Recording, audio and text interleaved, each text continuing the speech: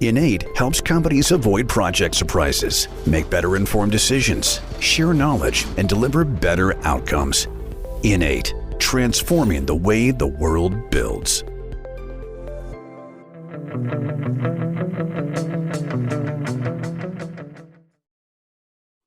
Hello, project people. Welcome back to a brand new episode of the Project Chatter podcast. It's always great to have you with us.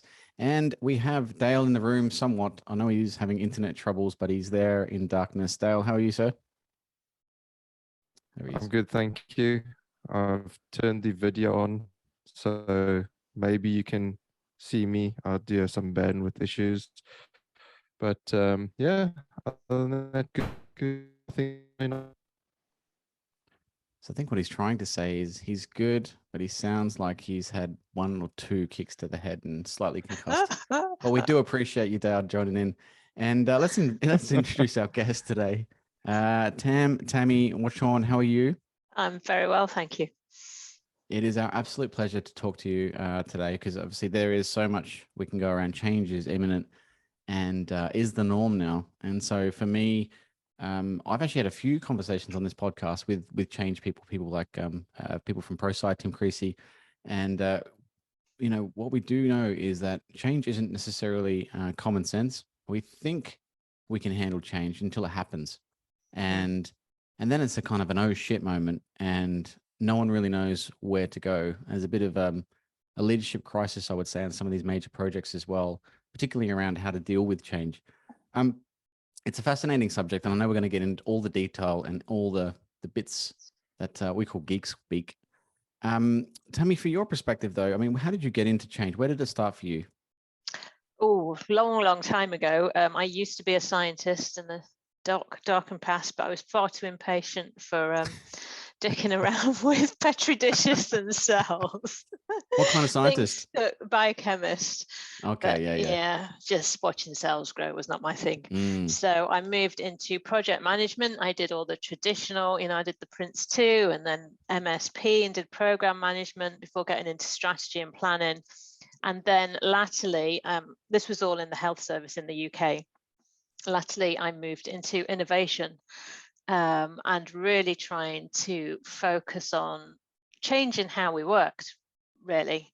Everyone's trying to do innovation, but for me, a lot of it was just gadgets. So it was exploring how we worked and how we led change and how we managed change and delivered it was a real kind of eye-opener for me, because we were doing all of these, everyone had these courses and certificates, but we were just following process.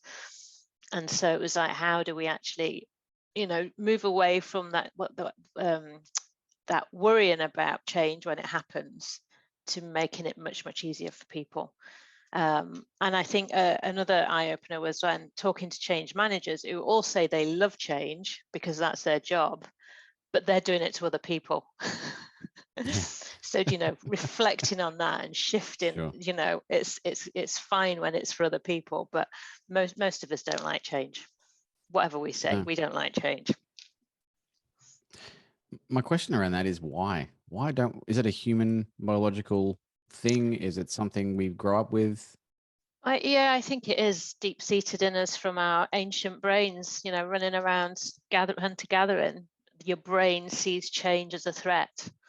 So if something looks wrong in the morning when you're out hunting and gathering, your brain's going to see that as threat, and puts you into threat mode. And that's the same. And we're faced with change all day. We're inundated with things shifting. So our brain is constantly under threat from all of these perceived things going on. And without the knowledge of that and a different way of kind of handling that data, then we are going to be in that threat state. We need to shift from that into a much more toward reward state. So, and I don't think we can change that. It's that's how we've evolved as humans. Yeah. Is it also because of we're kind of habitual by nature? I know this for a fact. Sometimes I'm on automatic, and I get up quite early. I do my thing, and the way I drive to work is a particular way. I actually found out the other day it was actually longer, but I like going that way, and I don't want to go the other way. So is there something around just that repetitive behaviors then just becomes a part of our daily work schedule, and we kind of don't want to disrupt that because it is, comfortable, perhaps? Yeah, And again, it's back to your archaic brain, because the more you do something, the more automated it is. The more you do it without thinking about it, the less energy your brain's using, so the more happy your brain is. As soon as you change, you're going to have to remember a new route, and your brain's saying, I've not seen this before. So it does, even if you don't think that it's a threat, your brain will be perceiving it in a very different way. And your brain's always looking out for threats. So I think it's 60-70% of the time it will see something new as a threat rather than a good thing. Look at a headline in the paper. You're much more likely to see it as a threatening headline than a good thing, because that's what it's scanning the environment constantly for those changes, and then it needs to do something with it, and that's much more energy. And it needs a lot more energy when it's doing that. And then you've got, if you go back to the hunter-gatherer, you need more food, so you're in that perpetual cycle. And I think with today's world, we're all in that all the time. I actually think you're right. I thought it was decision fatigue, but maybe it is change fatigue as well. Changing things up means new experiences. Your brain has to learn something new. It can be dangerous doing that, changing route. And so there's a protective kind of, I guess, decision box in there somewhere saying, whoa, why are we doing this? Is it worth it? And then what is the process? I mean, from a change perspective, I mean, the thing with change that I find interesting is if you go to a change manager that they love change, they're so good at it.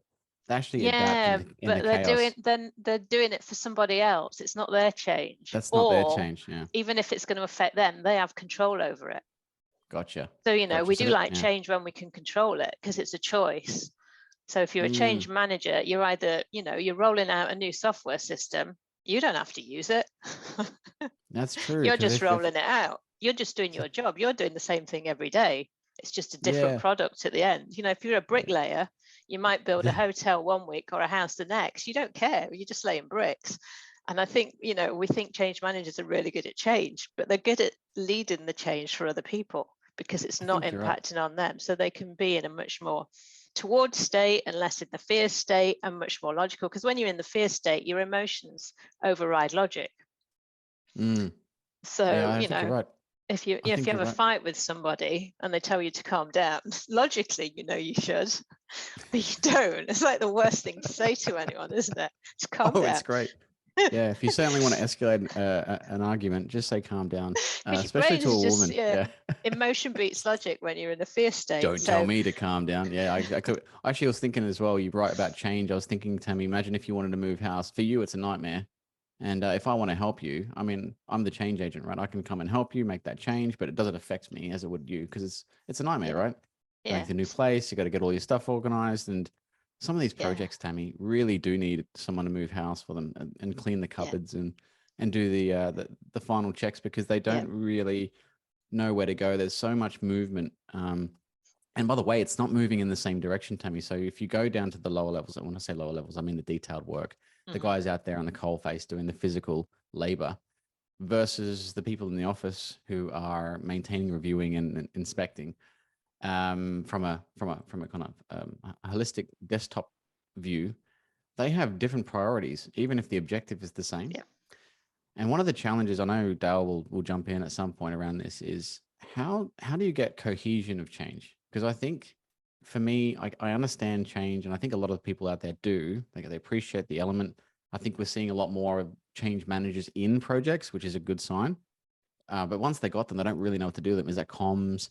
Do we put them over here? Where do they sit? And I kind of see them kind of being a bit like project controls, being very vertical, integral from every single point down.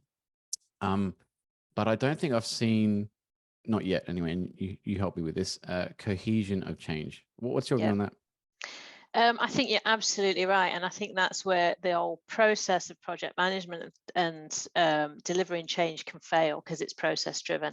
It's all about people. If you can get the main people who you need to enact the change for you around a table, agreeing what the problem is, agreeing a solution, getting aligned, collaborating before you even start your project, then they'll be sitting waiting for it. They'll want it because it's something they've come up with. And I don't think we spend enough time doing that. We talk about engagement, but really we're just telling people stuff. You want this because it's going to make your life better. But we haven't asked them whether their life, they want their life to be better, or what they would change. So for me, it's really about proper good people management, people engagement, understanding where people are coming from, those different perspectives. They've all got a different perspective and they're all right. So how do you bring that together and work on that, align that group of people or that stakeholder group so that they come up with the answers themselves? I don't know if you've ever been coached, but the way to change you is to get your own insights. If I tell you to go to bed early because you're not sleeping well, you're not going to do that. If you come up with an insight that says, right, I'm going to go to bed at 8 and read my book till 9, you'll do it because it's your own insight. So I think for change, people need to come up, you need to facilitate the process for people to come up with their own insights around what needs to change, why it needs to change, and what the solutions need to be. So it's very close to behavioral elements, because I know we, for the first time, probably, actually, I think I was in London. I was working in London, and they sent all the leaders out, Tammy, to this leadership course, the 2-day courses, the typical, everyone gets the box ticked. Yeah. Yeah. But what was interesting is they had this guy from Deloitte come in, and great guy, really just came in, started talking. And it wasn't until the end he goes, thanks very much. So look, I'm a business psychologist and I do this and I do that.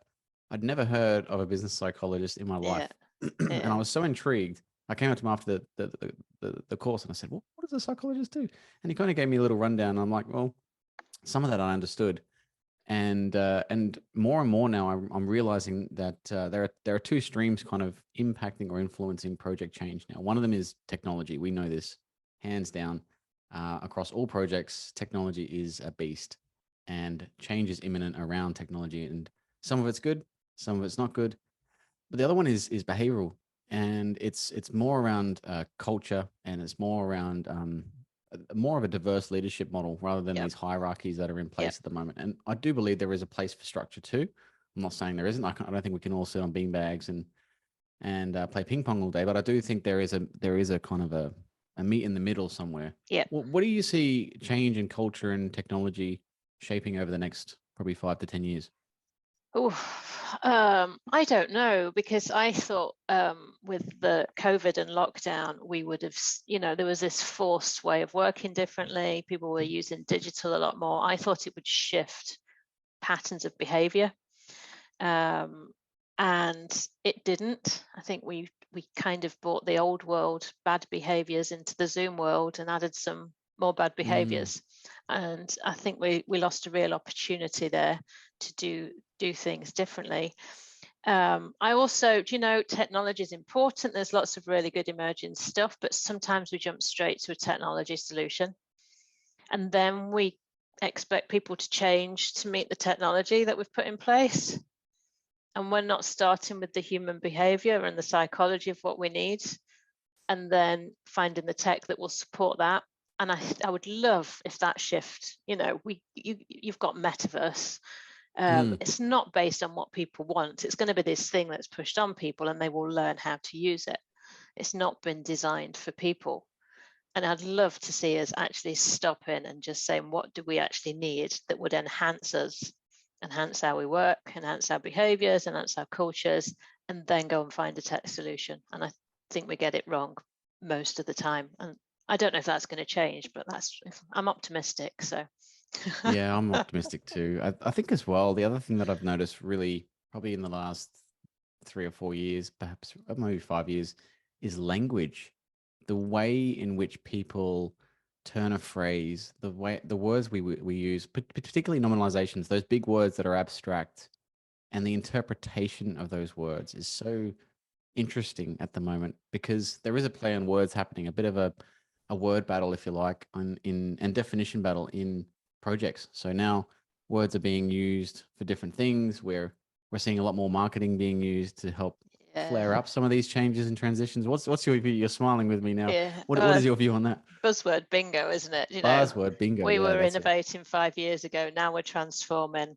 It's just what the latest thing. It was agile. Now I don't even know what it is now, but we just get these phrases, and when we apply them, and they lose all meaning, because some people will be doing them as they were intended, but they become so watered down. They don't have any meaning. I don't think. Everyone is transforming, But I don't know anyone who is actually transforming. They're just doing improvement projects or change projects. They're going to look exactly the same at the end, just with a new bit of tech or something. Yeah, I get lost in it. Yeah. There's so many new. I mean, I heard we learned one last week. I think it was digital thread, you know, and it's still. I'm still trying to grasp digital twin, and then someone said digital twin, and I was, well, where's the blanket? Digital blanket? Are we? You know, just ask, what is it? Just in simple words, Yeah. what is it? What do you mean? Well, so I think maybe your scientific background has helped you, Tam, and kind of maybe helps you in the change space. And I actually think there are elements of that we really need to bring into the project space. That rigor, that curiosity, that inquiry point, and also, you know, evidence backed. And when it comes to change, I think the best thing we can do is ask reasonable questions. And sometimes it's the quality of the questions that we ask helps us elicit the change process. And how do you go about, I mean, projects or wherever you applied change, how do you kick it off? Do you have a kind of a pre-template? Do you sit down and say, right, why are we here? Whereabouts do you start on the journey? So I use something called Cube, which is Cube with a Q, cube.cc, which is a virtual workspace. It's been around for 20 years, long before COVID and all of these drop-in spaces. It actually looks like an office. It's got your whiteboards. Is that Eddie Bangs? Yeah. Oh yeah, he's great. He's fantastic. Yeah. We've had him on the pod. So I brought Cube into the health service when I worked there, and now I work with Eddie. And do most of my work is on Cube.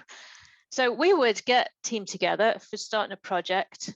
We do some basic things, like we always start with something called hopes and fears.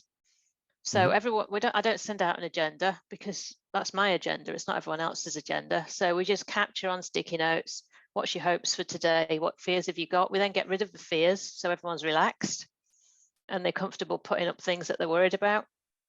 Put the hopes into an agenda, and then we do something called spin casting. So I check in with everybody who's in the meeting room that they're comfortable with that, anything else they want to add. That way everyone knows they're included, no one's talking over each other, you get to hear from everybody, so you get that equality of voices coming through. And then if we were starting a new project, might be a bit of, this is what we've been asked to do, no solutions. And then we would pull up one of the tools, one of Eddie's tools called PETS, Performance Enhancement Tools. We do one called a 5 Ps. I might bring that up, which has got purpose, principles, people, process, and performance. And we just get everyone to put sticky notes on. And very, very quickly, within 5-10 minutes, you've pretty much got a project brief that everyone's aligned around. Wow. So they know what the purpose of it is, and but I really push the outcomes. What is it you're trying to achieve? Because that's quite often missing. You know, we'll do this, but we don't, you know, focus in what is the actual outcome that you're looking to achieve? What performance level are you trying to achieve? So really focus on facilitating that conversation. And because we do it in that way, and we check in with everyone using the spin casting, you do get the diversity of thinking. We also write before we talk, which gets diversity of thinking as well, but it allows people to be more creative. Because if you just ask a question of a group, somebody who's quite loud and opinionated will give you their loud opinion, and it shuts down conversation. And someone might try and change the narrative or try and change the steer of it, but they'll likely get shut down, particularly if they're a bit more introvert. So writing before you're talking means everyone will put stuff up, and you can see what everyone else is putting up. So that loud opinion that is just a loud opinion, it will just get sidelined, but in a really nice way, because it won't be part of the what you've placed it on the board. So it will still be there, but you won't focus on it. So together you'll work out the key areas that you need to focus on, and then you can move on to the next bit. And I've done that with a team in 10 minutes, easy. And we've basically got a project brief. I know it's not the documented thing that you need for your system to get signed off, but as a team, you know what it is you're trying to achieve, and you're all on the same page. How do you deal with resistance? Because there's always someone that just really isn't on board, and you know, they're sitting in the corner, they've got their hands crossed or their arms crossed, and they're not really a team player, but they're technical in nature. And I find this with engineering teams, not that the engineers are bad, I'm just saying they have done it a certain way, they've been brought up a certain way. Why fix it if it ain't broke kind of conversation? I know this is probably something you've dealt with before. How do you deal with resistance? I think in that situation, because you're checking in and doing the writing before you're talking and reading through, I will give you a chance. I said, Val, you've not put any stickies up. Is there something you want to add? So, and the nature of the space is very safe. So it gives people psychological safety. There's something about it. We don't use cameras, so that helps with psychological safety. You're actually listening to people properly, and it just creates a much safer space. So we tend not to get much in terms of resistance. The other thing is we're working really fast. If you were doing a project brief with a team and you were doing it in a meeting room, you'd probably book it out for an hour and a half, and there'd be stickies everywhere, and the guy would be sitting in the corner with his arms folded because you've not engaged him. But the way we do it, we've engaged everyone from the start. He might have put on his fears. I think this is a complete waste of time. So then facilitating, and this is where I think we need really good change managers, is actually to do the facilitation of some of these conversations. And it's probably not a skill set a lot of change managers have now, but I think facilitation is really, really key to that, to facilitate the conversation. So getting him engaged, asking why he doesn't agree with it. If he says there's no point doing it, then I'd pull out another tool and say, well, let's work through what we think the issue is and see where we get to. So adapting the tools to get there so that everyone is on board. And it possibly knows something we don't know. So let's find out what it is. He might have, he might have a 3-line bit of code that would fix the issue. We don't need to replace the system, but no one's asked him.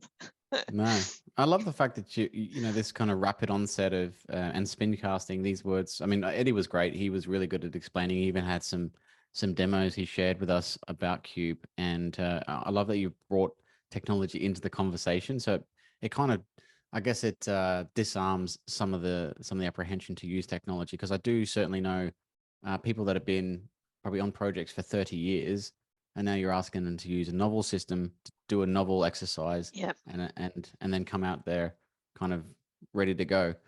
How do you get people on board, and without perhaps Cube, if they don't have access to Cube? You could still run this same kind of workshop in-house. You still run the same workshop in-house. You can still use the same pets. If you're on a Zoom call or a Teams call, you can still do spin casting to engage everyone. You can still ask everyone to share their hopes and fears at the start of a session. And that way, you're checking in. But I think it needs to be interactive.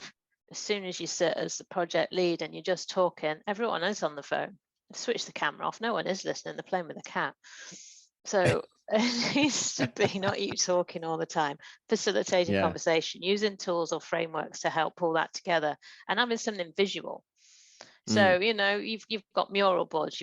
There's so much out there now.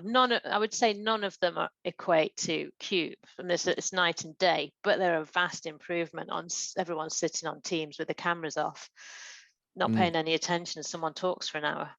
Have you used Facebook's Workroom in I've VR? Not, no.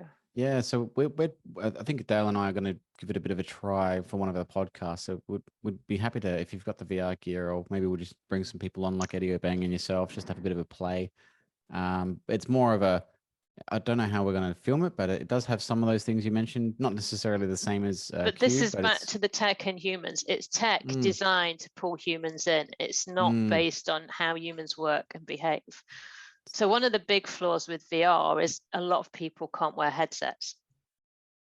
That's true. That is true. You've already excluded maybe 30% of your workforce because they won't be able to wear the headset.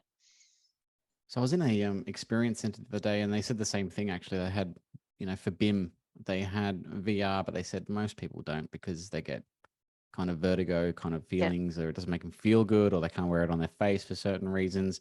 So they had an MR room, a mixed reality room, which is effectively just a light show, but you've got that kind of all-encompassing video screens, and it covers all the areas, and it feels like you're there. Yeah. Is that another way to kind of produce the same effect? I don't know. My question would be, why do you want to be in the VR headset space? Because if you're just going to go into there and do what you already do, nothing's going to change, apart from 30% of staff are going to be sick. You're still going to do the same old behaviors and the same. So, and that's why I love Cube, because it's designed based on human behavior. So it's designed with how to get humans working together in a really good way that's positive for them, and you have fun and you deliver really quickly and you're engaged, rather than saying, let's build some flashy tech and then put everyone with a little thing on, and you're in there going, well, what do we do now? And you all sit down, someone pulls out the standard agenda. And Yeah, the opinions from the opinionated person starts getting, it's no different, because it's not changing anything. Well, I was speaking to Joe Lucas last week. She was also on the pod, and we were talking about this human-machine interface type element. And you can go too far, but then you might not do enough, to think about the people. So when you do these things, why? What's the purpose of it? I think you're right. Do we really need it? That's also a point of not introducing too much change to the change process in itself. I tend to go to the extreme because I'm passionate about it, but it can be another resistant factor if you've got too many moving parts. Yeah. I want to bring Dale into this because Dale's been listening and dropping in and out and having a bit of fun with his internet. Dale, are you still there? Can you hear me? We can hear you loud and clear, sir. Oh, fantastic. Yeah, it's been a pleasure because I've been able to listen to everything. You've obviously not been able to see my camera move or picture move, but hopefully you can hear me now and see me. But it's fascinating just listening to you there, Tammy, about all the various aspects. I mean, as Val says, we've had Edio being on here before.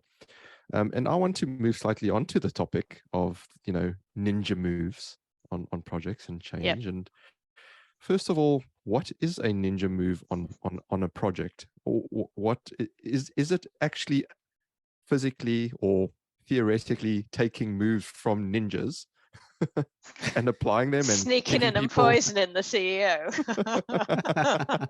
Nobody sees you. And then you ninja bomb out when the shit hits the fan. Yeah, but That's nobody's seen you because it's ninja. Yeah, I can't remember where we coined the phrase or where it came up with, because the title came after I'd written the book. But it was kind of just my learning, really, of trying to get change done. And it was always people that got in the way. The naysayers, the blockers, the governance people, you can't do that because, and trying to understand why they were saying no and trying to find ways to shift, again, behavior. Some people are afraid of change, so they'll say no. Some people don't want to do any work, so they'll say no. Some people have really, really good reason. So rather than trying to, do another presentation and do some communication, and this is a really good idea because it was actually about working individually. It sounds like it's loads of work, but it saves so much time in the long run. Finding out who all your people are that you need to do the change. So who are your key real people, not stakeholder groups, because that's pointless. But who is it you actually need to do something that will allow you to deliver your change, and then working with them, finding ways to engage with them in a way that they don't know that you're trying to get them to change their mind. But shift, understanding them, really, understanding it from their perspectives, shifting things around. Quite often they would come up with your idea and you would just let them have it. But it didn't matter because you're getting the outcomes that you wanted. So it's doing, and it was a play on the old ninja thing, but it's doing it without anyone really noticing, but for good cause. You're not trying to persuade people to do bad things, but what outcomes are needed. You getting an understanding of why people are against it, and then trying to work with them. Not in a really obvious way, but just spending time with them, going and finding out, there's the Dale Carnegie book still stands, how to make friends and influence people. It's just knowing something about someone before you go in for a meeting with them, knowing they've got dogs or that they've got kids at school, or, just making those real connections, really engaging with people. And we talk about engagement's another one of those words that's bandied around. 9 times out of 10, people it's communication, and it's just one way. We've communicated, we've told them what we're doing. That's not engaging with them. That's just sending them an email with loads of information. So really engaging with the key people that you really need to enact that change. And if you do it well, they'll all become advocates.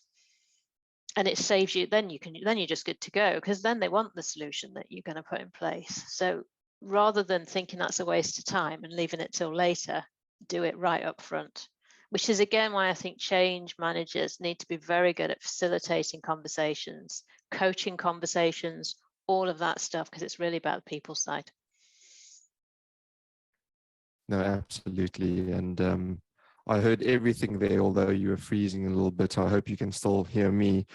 I then wonder, ninjas sort of trained for years, decades. How might a project ninja train and gain their skill when it comes to change management?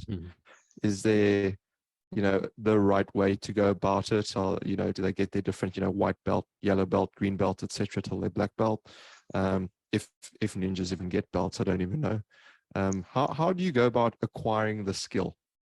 Yeah, we haven't got belts, but we do have a dojo that we're creating. I think, well, read my book. That's a good start. That's a nice plug there, isn't it? Good plug. I think if you stop focusing on process and start focusing on people, and stop beating yourself up if you get it wrong, and learn from it. So there's a lot I learned by getting things wrong. The best way to learn is to get things wrong.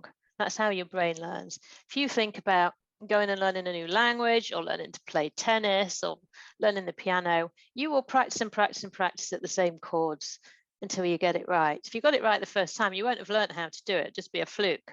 So getting things wrong is how to learn. So be willing to get it wrong, but make sure you do the learning from it. Use it as smart failure. What have I learned? What will I do differently next time? Don't leave your lessons learned to the end of the project. Do it as you go. Do it on a daily basis. So it is about, and you can do it by stealth. So it's about small moves, small things, learning, testing, trying, and just always thinking about people. The other thing I did try and do as well, once I'd kind of got into this way of working, was however bad you might have a response from somebody. So if someone's, they're shouting at you, or they're really having a go at what you're doing, try and think that you don't know what's going on in their head. So A, you don't know why they're reacting like that, but B, they might have other stuff going on in their head. So just being a little bit more empathetic towards that rather than reacting. It's quite hard to do because your brain's gone into fight mode again. Someone's fighting you, you go into fight mode. But if you can just pause and think, actually, they've got stuff going on, and be more empathetic, do a bit of coaching conversations, you'll shift them quite easily, and you'll probably put them in a really good place, and they'll remember you for it. Yeah, so it's doing that's that a good a lot, point there. all the time. Yeah, and you talk about, I guess, marginal gains, and often when you're in that space and you're nudging, you don't realize when you're making marginal gains. So perhaps are there some signs or tips that you can give listeners to say, actually, when you see this happening and it doesn't feel like there's change, actually it is? Because often we as you say, we go and we try and, ninja stealth mode. And often people look for this big light switch to go, okay, it's happened. But it's I guess it's like training for something, or going to the gym and, lifting heavier and heavier weights. Absolutely. It's incremental, and it's very slight. So at which point can we stop and look back and go, okay, I can see the path, I can see the trajectory. It's not an easy thing, I don't think, for a lot of people to do. No, I don't think it is. And because we're all so busy and we've all got lots to do, and we're all, we are process driven when in this space. We've all been on the courses and all, and it's missed out that human bit. So I think there's, doing it with a team is a good thing. So being aware of it as a team, so you can share, and again, do your lessons learned, your review of it. We have something called action replay. Do that with the team. What's worked well this week in this space, and capture that as you go, because those little boosts and those little celebrations of this worked really well increases your dopamine. So that makes you feel, and then, so it's all of that brain chemistry that you're doing to yourself, which will give you more energy and stop you being in the fear state. So when someone is attacking you, I know not physically, but they're attacking your project, you're in a much better place to deal with that. And that's one of the courses I deliver is on neuroscience for change managers. It's about understanding that and really knowing, why am I feeling like this? What's going on in my brain? What's switched on? What's switched off? And being able to shift that with some really simple tools. So that's another way to do it. Is, just learn some of that. It will give you the tools that you need to just stop yourself responding and help somebody into a different space. So it is incremental. It's not, it's not massively obvious. And people say, well, if you didn't do that, you might have succeeded anyway. You'll never know.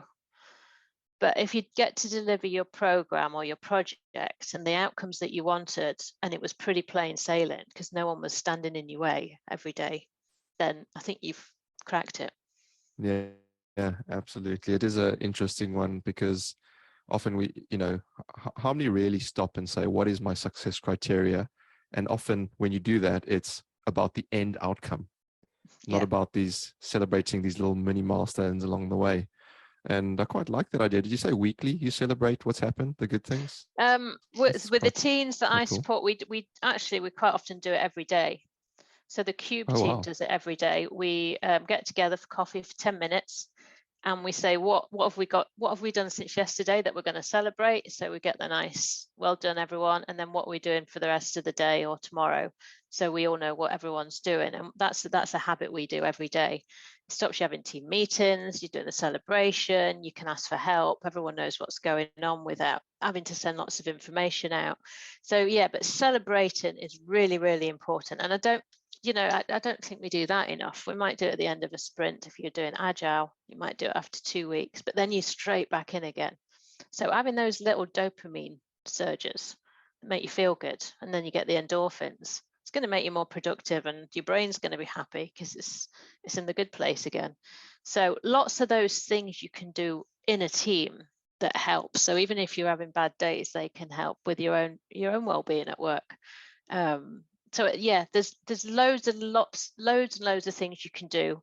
It is about nudging, and it's about shifting your own behaviors. We talk about culture change. You can't change a culture, you can only change you, and maybe with your team. So getting in some of those really good habits that shifts you into that space is another ninja move. Nice. And with a nod to sort of mindfulness and meditation, I think celebrating actually brings you into the present moment as well. Yeah. So that's pretty cool. But you mentioned neuroscience, I think, and that really gets Val to sit up and take notice. So I'm going to hand back to him while my internet connection is still stable. Thanks, Dale. Interesting. Neuroscience for change. I'm really curious about what that means to you. What does that mean for the layman's? So we were approached by somebody I work with to develop, someone in the NHS, Joe Stanford, to develop a program based on neuroscience for change managers, because they were facing this eternal problem of getting people to change. And how do they do that? And how do they understand what's going on and where those blockers are coming from? So I developed the course with Tibise Vera, who is a neuroscientist. We do it on Cube, and we use Lego Serious Play. I don't know if you're familiar with Lego Serious Play as a methodology. It's a very good way, because it's tactile, it's a very good way to start to tap into your feelings and emotions and a bit of your subconscious. So what we do is we take people through a process where we start to understand, what does fear mean? What does that feel? What does fear feel like? What does jumping out of a plane with a parachute feel like? What are the emotions going on? How's my body feeling? And connecting all of that up, because we quite often don't do that. Our brain's in one place, it's the mind and body stuff. Brain's in one place, nerves or whatever it is in another place. We're not connecting them. So being able to understand how they're connected, and then we do things with the Lego to shift it. So what puts us in a reward state, what puts us in a threat state, and start to build that and share it. We look at growth mindset. I don't know if you're familiar with growth and fixed mindset. So it's used in education a lot. Fixed mindset is when you've told yourself you can't do something because you're not smart enough, you're not clever enough, you don't have the abilities. Growth mindset, if you're in a growth mindset, you've told yourself you can improve. We'll learn how to play the piano grade 1. I'm not going to be a concert pianist, but I can learn. So, and we're in those states. Depending on what it is, we'll change state. So we all have some growth and all have some fixed mindset. And quite often when it comes to change, if you're on the receiving end, you're in a fixed mindset. You're sitting with your arms folded. Why do we need this? So understanding that and how to shift that in yourself. And I do a really clever thing where I get people to build something that they've had a growth mindset for and something they've had a fixed mindset for, and explore what the attributes are in both those situations. And then we connect them with a Lego brick. So what could you take from your growth mindset that you could pull into your fixed mindset that would shift that thinking? And 9 times out of 10, people get that aha moment in about 10 seconds. And it's something really, really simple. It's always something really simple, but because they've told themselves they can't do it, they've not even explored that. So you can shift that mindset. And when you know about that and you can do it for yourself, you can start to use that knowledge to help other people. Again, coaching people in that and exploring what they've got a fixed mindset to. We do something called SCARF profile. Have you come across SCARF at all? Which is it's about social pain. So there's plenty of research out there that suggests social pain. Our brain perceives social pain in the same way as physical pain. And we're under social pain all the time. So if our status is challenged, it's the brain's going, no, I don't like this, it's painful. If certainty is challenged, if our autonomy is challenged, if we're feeling left out, our relatedness is challenged, and if we think something's unfair. So our brain, when any of those things happen, which happen with change all the time, what's being triggered for us? We all have different triggers. So knowing what you're likely to be triggered, you can be mindful of that, which stops you reacting. But you can also use the least triggered one to offset the most triggered one. So instead of, if you're triggered by uncertainty, instead of like sitting worrying forever and a day about and trying to come up with a plan to make things more certain, take your least triggered one. I had a really good example this year because I moved to a different part of the country and I've not even visited it before. I had no idea what was going to happen. My certainty was really triggered. I'm quite introvert. I don't do big group stuff, but I decided that I was going to move to the new place and throw myself into the community. So I used the relatedness, which wasn't triggered at all, because I'm quite happy by myself, to offset that certainty. And after a few weeks, the certainty trigger had gone. Because by focusing on something entirely different, rather than trying to go, what if I never meet anyone? I'm never going to have any friends. I actually focused on just the stuff that I wouldn't normally do, and it offset that pain. So it reduces the pain. And so knowing that for you, you can offset it, but you can also offset it for somebody else. So if you know someone's triggered by their autonomy change, or, there's going to be a restructure, manager's status is going to be affected. They're going to be worrying about, they're going to lose the job, they're going to lose manager, they're going to move in the scale. So their status is likely to be triggered. So knowing that, you can focus on a different area to bring them in. And it might be relatedness again, it might, or fairness, you've come up with some actions that you could do that shifts them into a different space.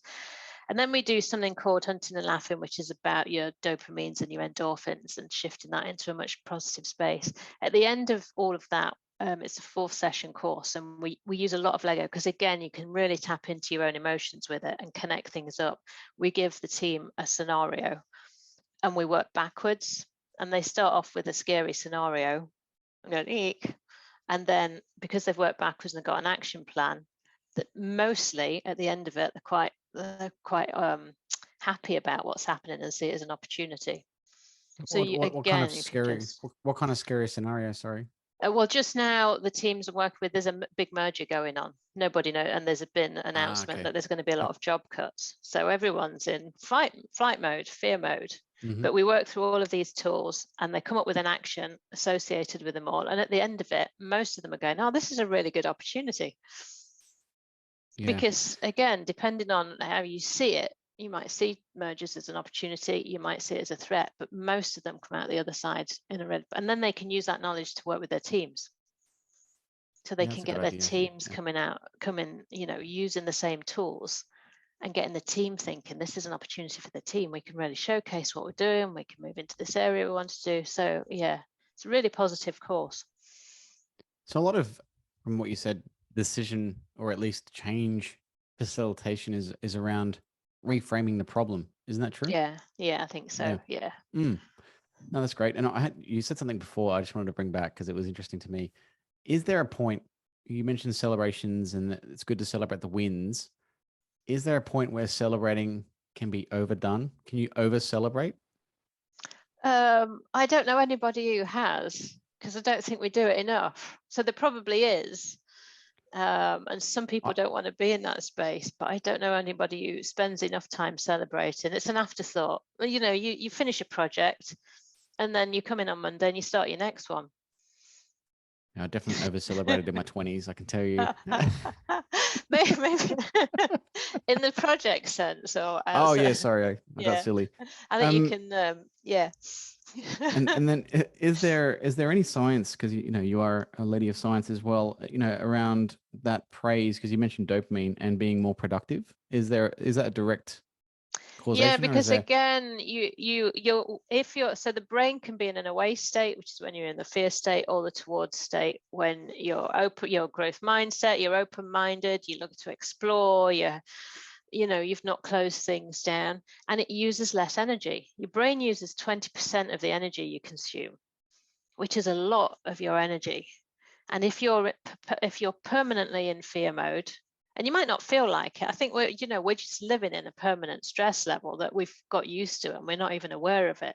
Your brain needs a lot more energy, and when it's using that energy, it closes down open thinking. It gets narrow-minded. You can get aggressive. You're definitely in a fixed mindset, and you're much less likely to see where there's opportunities and shift your thinking. And emotion is overriding logic.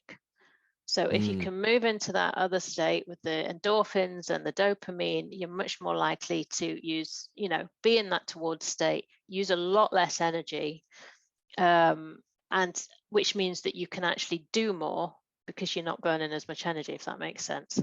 Yeah. How much does the environment you're in affect either the adoption or the resistance of change? Because I remember being back in offices, if you can imagine the 90s office had huge cubicle walls and everyone had their own little box.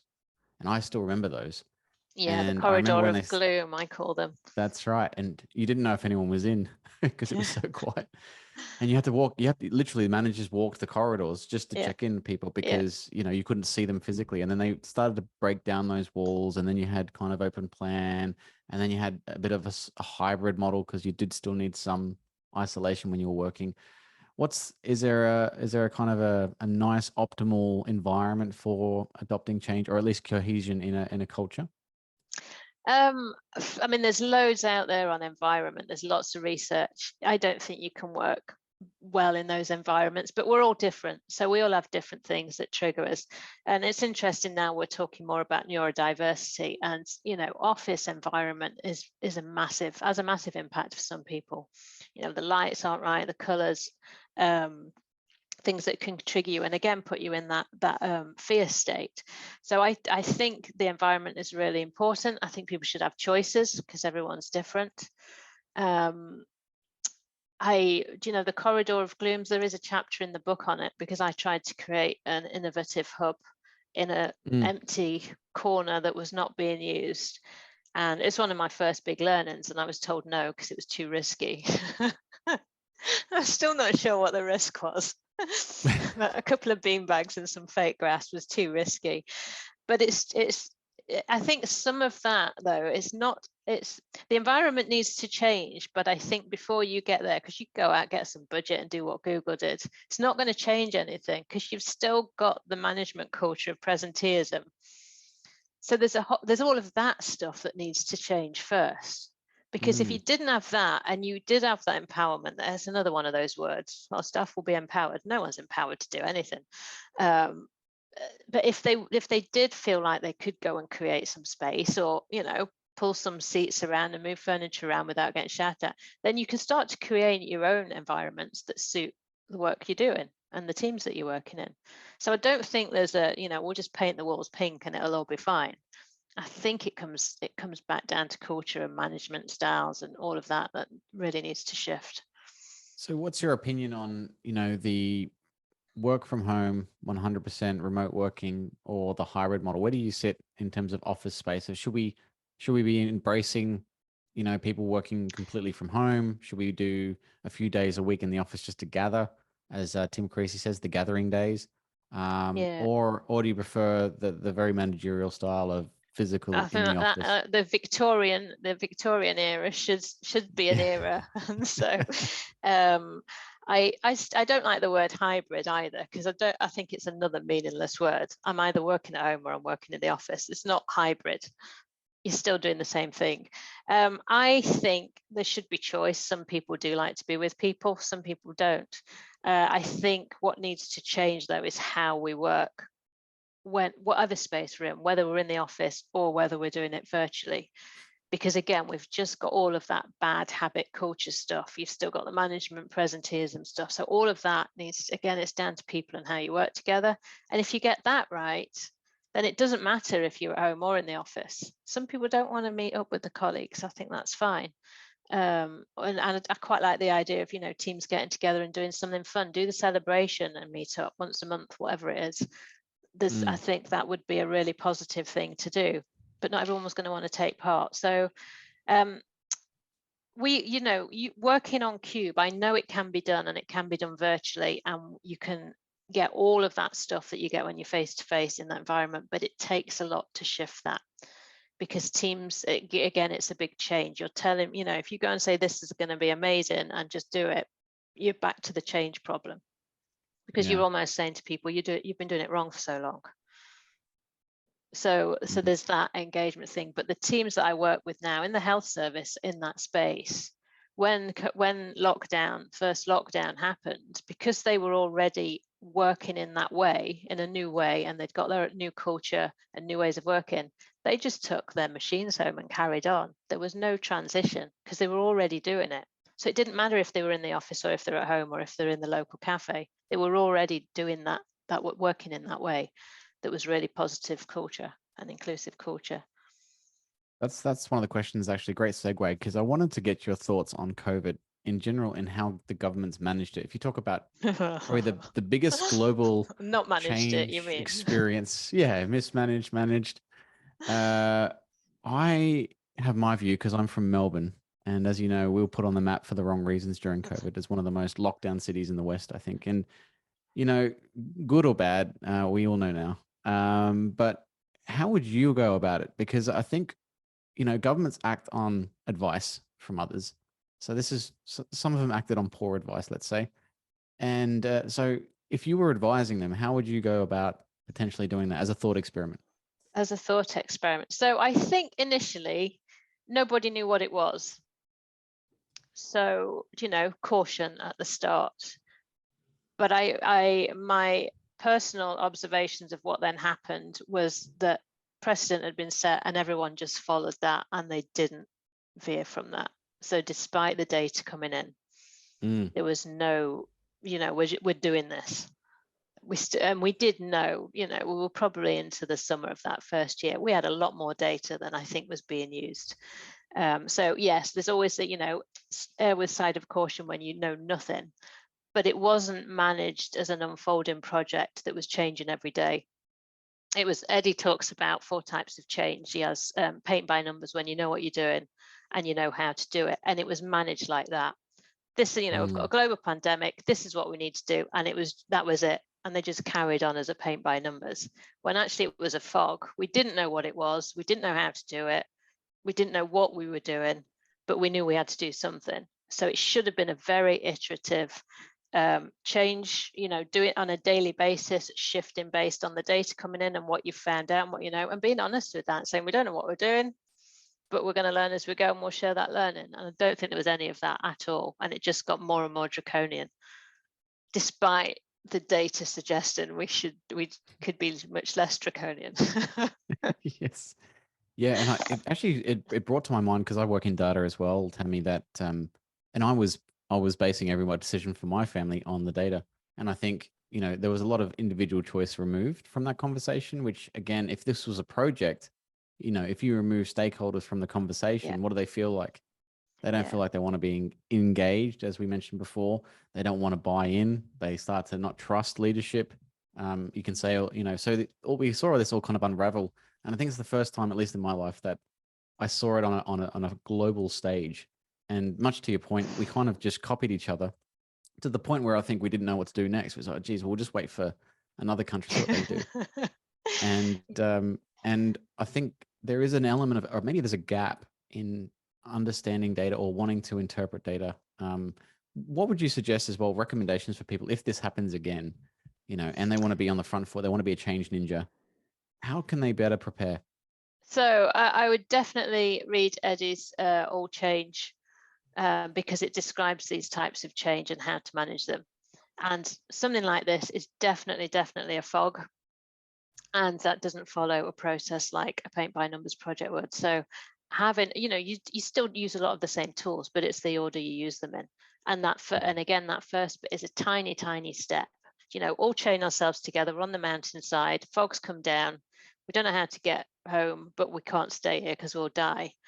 You know, if you go marching off, saying it's this way, you're going to fall off the cliff. But if you all rope yourself together and inch your way one way, and, you know, listen for water, is there a stream, is it running downhill, and do that, then you're much more likely to reach safety. And I think we have a lot of foggy projects, and I think we don't know how to manage them. And, you know, a transformation project is a foggy project because you don't know what you're gonna end up looking like, because you've not done it before. You don't really know, but we treat them again as, let's write a project plan for 3 years and send a team off to do it and wonder why nothing happens. Very good point. So very good points indeed. Tammy, if I jump in there, I was just thinking while you were chatting, you and Val, about, you know, the pandemic and the impact on the workplace, and how it's changed how we work going forward, and the various aspects, whether, you know, whether listeners like the word hybrid or not, they know kind of what it means. But I've heard a few comments that those that have joined the workforce in the past 2 years don't really know the benefits of actually physically being together. And so those of us that were in the workplace pre-pandemic, we recognize the pros and the cons, both working remotely and physically together. Yeah. But there's this fear that you've got this potential mini generation of people that have joined the workforce, you know, that don't actually know. And does that pose us a problem, I guess? And I know that's slightly off topic of change, but that is change in itself, if you think about it, because it's changing the around the globe, the nature of how we work. And, you know, in 10, 20 odd years, these folk will become our managers and leaders in the workplace. Yeah. So what is the impact of that? I think it's going to have a huge impact, because no one's going to know how to collaborate or talk to each other. So again, creating, and that's why I think we've really missed this opportunity with working from home for 2 years, to find ways of creating all of the good stuff that comes from office life into the virtual space. And again, you know, that's what Eddie's old design is. He's done that, but it needs to be on a really big scale. Because otherwise, well, you know, as you say, they won't know how to interact necessarily. It will be very process orientated. You'll miss even more of the people stuff out. And I think from a mental well-being, we're just stacking up problems. They're just going to increase and increase, because these individuals who aren't engaging with the connection's really important.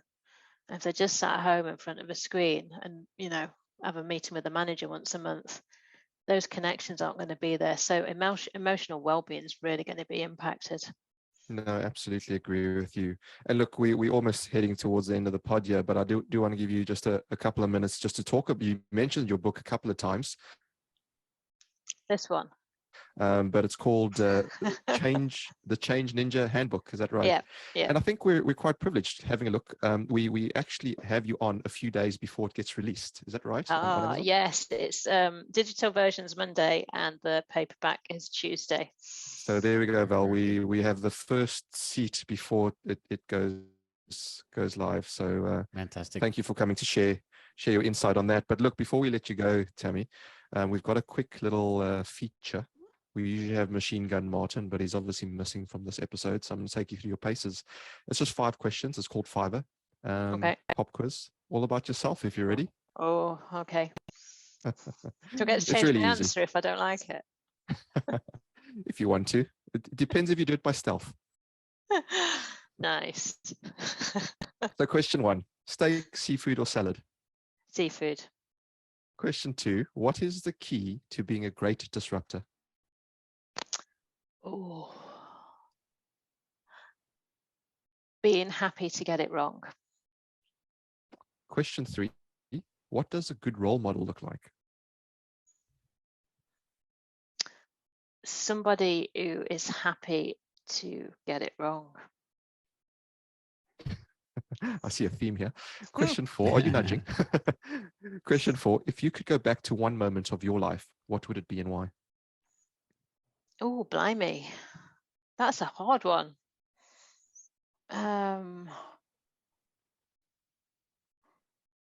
Arriving in Venice for the first time and coming out of the train station. Wow. Sounds special. Question. It is. I've never been, so yeah, love to go. Question 5. Which superpower would you choose to have for a day, and why? Superpower. I would probably something like, I've just taken up lock swimming, so I'm going to say swimming underwater and not getting cold. Have you watched Wim Hof's series? Yeah, I haven't watched it, but I'm aware of it. But yes, that is my Saturday and Sunday mornings, is jumping in a cold lock, and Yeah. it is cold. You So, should sign up to not them. getting Wim, cold. yeah. Although I know the cold is part of it, but being able to stay in longer without freezing. Yeah, absolutely. Look, Tammy, thank you so much for being such a great sport. Thanks for sharing, your insights and your wisdom as well. And we hope the listeners get a lot, those that head out and grab your book, get a lot out of it, and they know where to get you now as well, so they can look you up for that Brilliant. too. But before we let you go, any final thoughts you want to leave our listeners with? Just a little bit about the book, because it's not an academic tome on change and this is how you should do things. It's actually an adventure book. It's story based, and you as the reader get to decide what happens. So it is a really good way to learn some ninja moves, because you get to choose what happens next, and you might lose all your lives and die, or you might succeed and get the glory, but you'll learn as you go. Fantastic. Val might actually read it before his MMA fight in September. So there you go, Val. Any final thoughts from you? No, that's fantastic, Tammy. I love the whole idea of gamifying change as well. I think we've got to make it exciting and interesting again. And thanks for your time today. Really appreciate it. Brilliant. Thanks for having me. It's been our pleasure. Dr. Tammy Watchorn, thank you so much for your time. And there you have it, folks. That's all the time we have for this episode. But remember, as always, if you like what you've heard, please do help us pay it forward by sharing a link to this episode on your favorite social media. Once again, a massive, massive thank you to our guest, Dr. Tammy Watchorn, and thank you all for listening. Till next time, we say stay safe, be disruptive, and have fun doing it. From me and Val, it's bye for now.